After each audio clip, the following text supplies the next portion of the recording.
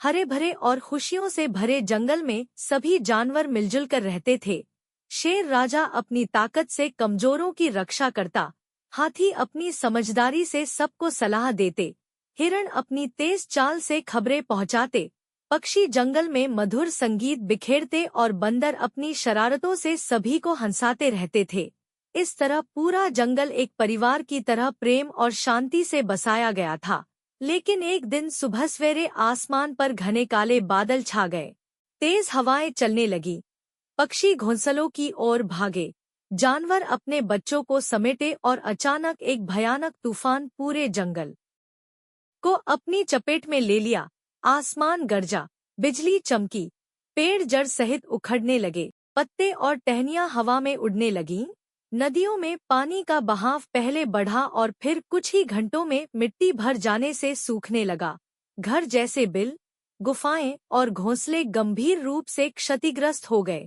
जानवर एक दूसरे को आवाजें देते हुए भागते रहे। तूफान रुकने तक पूरा जंगल बेहद कमजोर, वीरान और टूट-फूट वाला हो गया। जब सुबह का सूरज निकला तो सभी जानवर अपने घरों से बाहर आए और तबाह हाल जंगल को देखकर दुखी हो गए। शेर राजा ने सभी को इकट्ठा किया और कहा कि अगर हम सभी मिलकर मेहनत करेंगे तो अपना जंगल फिर से पहले से भी बेहतर बना सकते हैं।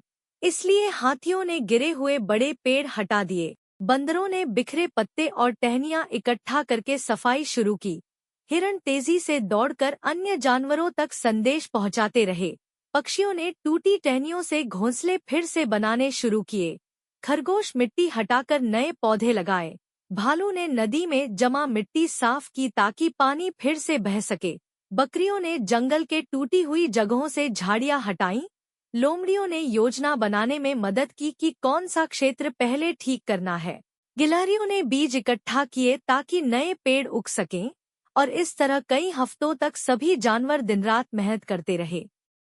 धीरे धीरे नई घास उगी, छोटे पौधे पेड़ बनने लगे, नदी में पानी बहने लगा, फूलों पर तितलियां लौट आईं, पक्षियों की चहचहाहट फिर से वातावरण में गूंजने लगी, और कुछ ही दिनों में वही वीरान जंगल फिर से खुशबू, रंग, रोशनी और जीवन से भर गया।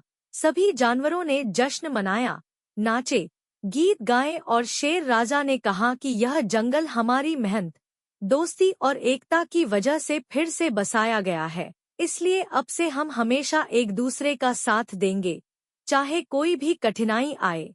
और इस तरह इस तूफान ने उन्हें एक सबक सिखाया कि अगर दिल में प्रेम, हिम्मत और एकता हो तो कोई भी वीरानी फिर से सुंदर बस्ती में बदल सकती है, और जंगल हमेशा के लिए पहले से ज्यादा मजबूत और उज्जवल बन गया। ये थी हमारी आज की कहानी। अगर आपको ये कहानी पसंद आई तो अगली कहानी में फिर मिलेंगे, जहां नए दोस्त और एक नया सबक हमारा इंतजार कर रहे होंगे।